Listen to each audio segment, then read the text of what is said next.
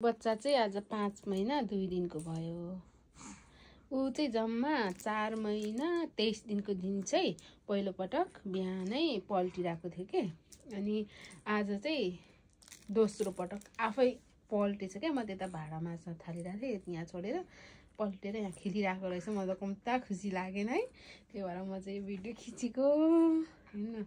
कति दिनमा 4 महिनाको 4 महिना 23 दिनमा पल्टेको पहिलो पटक भनेपछि आज 5 महिनाको 2 दिनमा 5 महिना 2 दिनमा चाहिँ ऊ फेरि दोस्रो पटक आफै पल्टिन सफल भयो के। म कति धेरै टाइममा पल्टिनु चाहिँ बिचमा पनि कति खोजिरहेको थियो है।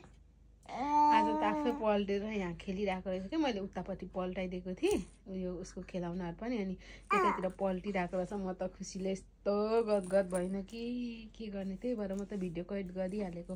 बच्चाहरूको यस्तो सानो सानो कुराले पनि कति धेरै खुसी मिल्ने रहेछ है। आमाहरू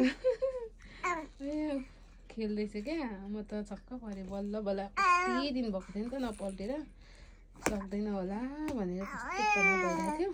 बल्ल दोस्रो पटक पल्टेछ कति दिन पछाडि।